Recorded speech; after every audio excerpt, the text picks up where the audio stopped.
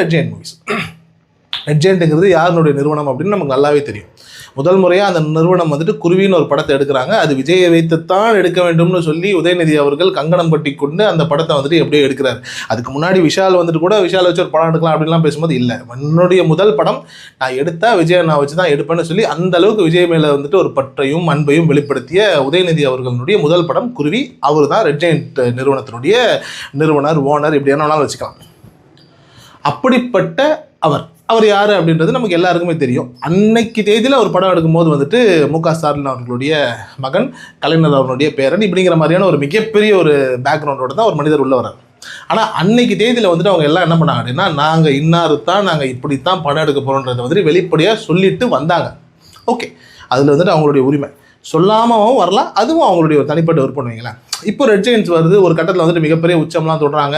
ஒரு கட்டத்தில் வந்துட்டு எந்த படம் வெள்ளிக்கிழமை ஒரு 4 படம் வருதுன்னா அதில் 3 படம் ரெட் ஜெயண்டாக தான் இருக்கும். மீதி ஒரு படமும் வந்துட்டு ரெட் ஜெயண்ட் வந்துட்டு கொஞ்சமாக இடம் கொடுத்தாங்கன்னா அவங்க வந்து படத்தை போட்டுக்கலாங்கிற இந்த ஒரு நிலையில தான் அவங்க வந்துட்டு ஆல்மோஸ்ட் வந்துட்டு கொடி கட்டி பிறந்தாங்க. இது ஒரு சாரார் என்ன சொன்னாங்க அப்படின்னா, இல்லைங்க இவங்க அடிச்சு பிடிச்சி வாங்குறாங்கன்னு.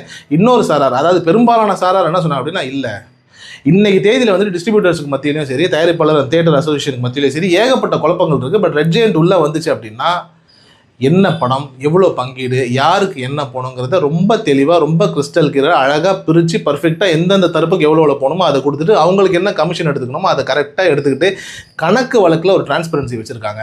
ஸோ